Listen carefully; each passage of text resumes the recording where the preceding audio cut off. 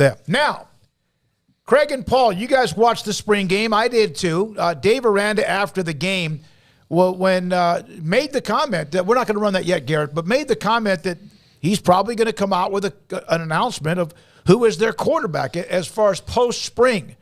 I think this is a completely different situation than it was last year with Shapen and Gary Bohannon to give Gary a chance to move on.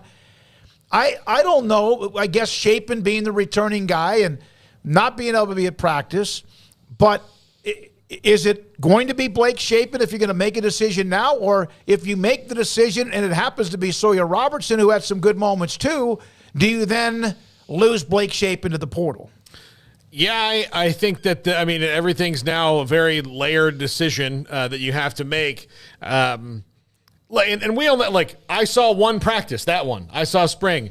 And if it were up to me, I would lean more towards the overall potential of Sawyer Robertson, but I don't think what's true on April 22nd has to be what's true on September 22nd and October 22nd and November 22nd when the games count. So I do think that right now Blake Shapen's probably the guy just because he has more of a grasp on everything. But he looked fine, but there were just some things that, he still did, that looked like last year's Blake Shapen.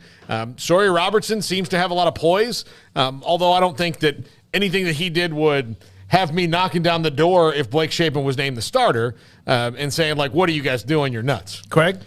I think it's another eye of the beholder situation, kind of like expansion. If you saw what you want to see, then it confirmed what you were already thinking. If you saw something that didn't line up, then it confirmed. You know what I mean? Yep. There's people that already went into it that already decided Blake Shapen's not good enough and shouldn't be the guy next year. When they walked away, that's what they felt like they saw. And there might have been other people who felt like, he's going to be the guy, but they needed to be convinced. And I don't know that those people were won over. But I think if you were somebody rooting for Sawyer Robertson to get the job, then there's a ray of light. I think if you're somebody who feels like maybe he's not quite ready and Blake's going to be the guy again, then there was just enough to think that, okay, maybe he's gotten a little bit better. But, yeah, there wasn't anything glaringly obvious either way to make me go oh, yeah, that's the dude.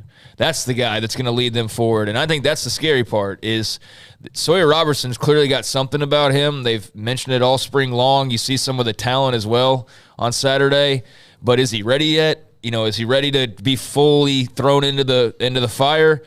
I don't know. But what I do know is on the other side, this whole thing really revolves around the handling of Blake Shapen because Sawyer Robertson is going to be here, whether he's named the starter or not. He just transferred, so he's not going to jump in the transfer portal again. He's made it clear that he knows he might have to wait his turn.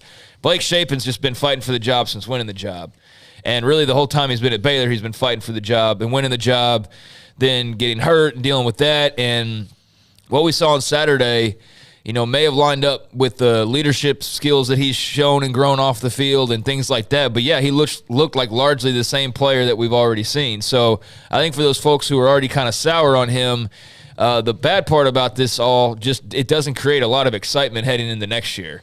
And I think if you name him the starter, it creates probably even less excitement, even if that's the obvious choice, if there is an obvious choice. I'm not so sure there is, but I think that there might be just simply based on just where Shapen is that if you're going to do it, it kind of has to be him, right? Because if not, then I know some people say, well, where's he going to go? What's he going to do? I don't know. Maybe he decides to go play baseball. He can do whatever he wants to. He doesn't have to be the quarterback at Baylor if he decides to enter the transfer portal. It doesn't mean that that's the only option known to man that he'll have or that he has to continue playing football even. So, yeah, I had that argument last week of well, what's he going to do?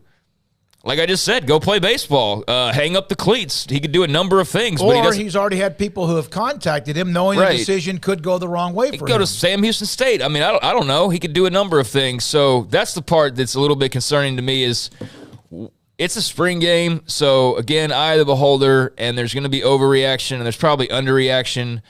I think it makes sense for it to be Shapen right now, but I don't think it makes all that much sense to make an announcement anyways. Does that make... Yeah, no, I was surprised when he said they were going to make one. And again, he could change his mind, too. That's the part that I didn't really get is, you don't really need to be in a rush for this. I don't see the pressing need for it. Now, he didn't give a timeline or say that they're automatically going to do this by, Tuesday or anything. It sounded like they were still very much... It sounded like they were thinking things through, and yet it already sounded like they kind of know what they want to do. Yeah. But they're thinking through the part on how they want to do it, and it's all just... it's just very kind of confusing because I don't see the need.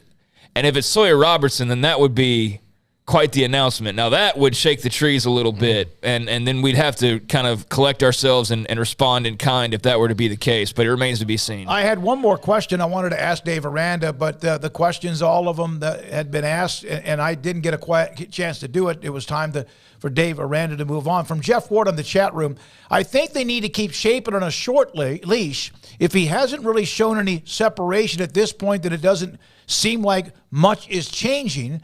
Now, there were throws that Robertson did not have to make. There were some that I thought he looked really good. Shapen did make the throw to Dabney for the touchdown. There were some of those. Travis Roeder broke down every single throw from the two of them. He'll join us today a little bit after 5 o'clock on that. One of the other questions I wanted to ask after I asked a question about last year you made this decision, Shapen over Gary, one, to give Gary a chance to move on. Number two, because, first of all, they thought that there would be more dynamic down the field with Shapen at quarterback. That was not something that happened. So is Sawyer Robertson someone that gives them more of an opportunity to be a dynamic quarterback down the field? And he kind of talked about that. You guys want to hear his response? Yeah. I don't know if he ever answered really the question, but here's Dave Aranda. When you made the choice of Shapen and Gary last year, it was about the possibility of the offense being more dynamic. Does Sawyer even give you possibly more than that now?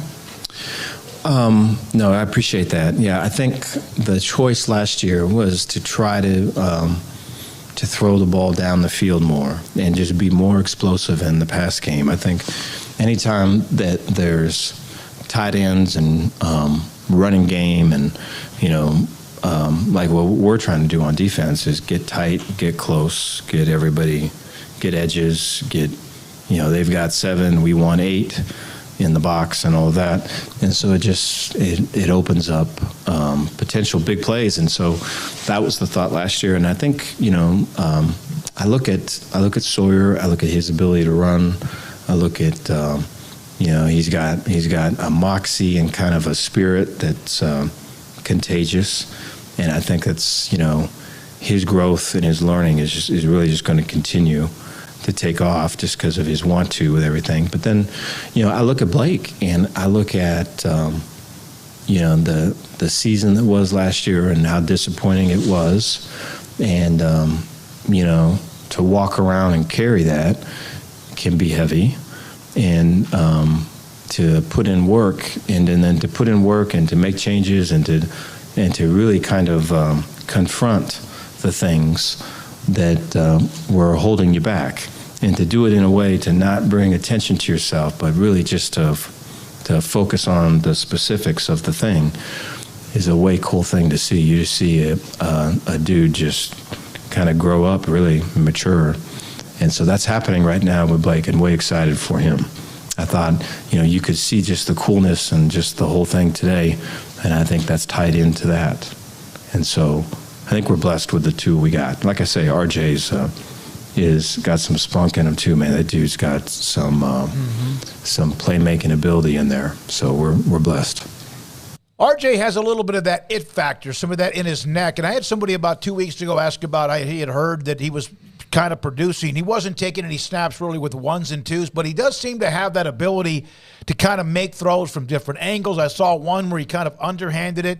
And so there they are. That's Dave Aranda. My other question is, why do you have to make a decision? But I never got to that point. I never was able to get that because my question would have been, in this day and age, do you make decisions if you are at quarterback in spring or following spring? Do you have to take the transfer portal into consideration? And I would think you absolutely do.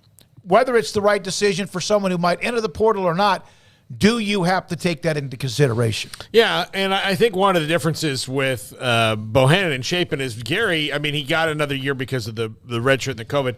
He had some time, but he didn't have as much time left as Blake does, although that maybe that's not a consideration if you were to do that. You have to consider what's going to happen. Baylor didn't have a quarterback signee in this class. It was very famously didn't because they lost Novosad the day before. So the day before would be generous, like literally seconds before they could have signed him. They essentially lost him, but they they don't have, it's not like you can just go, okay, well, RJ Martinez is the backup now if Blake Shapen transfers.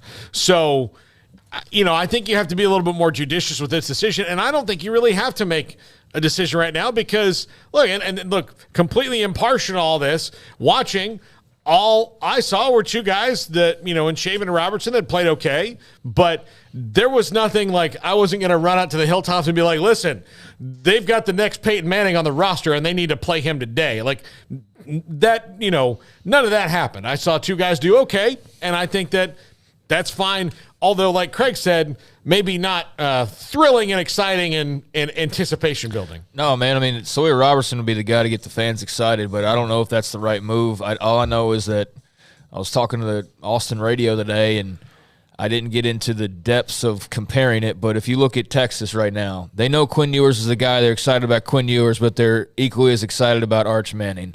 Oklahoma, you got Dylan Gabriel, but there's people that are excited about Jackson Arnold. West Virginia, you got a young guy like Marchiol that's coming up the ranks. There's things to be excited about. Texas Tech's got, a pair of guys as far as Shuck, and then, if it's not Shuck, then it's Morton. Or they feel great about either guy. I know that not everybody in the league's like that, but Kansas has Jalen Daniels. Iowa State, we're working through it with Hunter Deckers. But, everybody seems to have a guy or a pair of guys, and I don't know if Baylor's got even a one right now. That you really feel like, let's sell season tickets surrounding this guy. Let's get people hyped up and believe that this year's going to be the year. And I don't think you have to win one for the Gipper and all of that, but there's just a something missing right now. And I don't know if Sawyer Robertson provides that for you and he flips that switch and gets, more of that energy flowing. But I do know it's going to be incredibly hard for Blake Shapen to do that, especially in the offseason. So I don't know if it's him, what the point is in announcing it right now. If it's Sawyer Robertson, I kind of get it because then everybody rallies and it's new and it's something, fresh. But at the same time, if they do that, then yeah, they run the risk of being in a situation where RJ Martinez is a walk-on turned second-string quarterback in May. And that's not a great place, I don't think, to be in, given just how rare those quarterback domino pieces are to find right now. So yeah, it's I don't know, it's a problem. It's just not something that I think is going to be a great strength for them regardless next year. And I'm just very curious how they handle it and keep it all flowing well. One of the things about RJ Martinez, a hell of an athlete, and he has some of those intangibles. But like you said, he's just as new to this offense as Sawyer Robertson is. Maybe you do say Shapen's the guy, and then all hell, let's go. Compete the rest of the semester, throughout the summer, and then, of course, in the fall camp. There's a long way to go before they open up the season in September, but I really, it's going to be very interesting to see how this works out. When they named Shapen last year, he was done. But the season did not go very well, and even apparently, according to Dave Aranda, has said that even Blake knows there were some things he didn't do well enough or didn't do quite well enough, and he carried that around as a burden. So there we are with that. Now,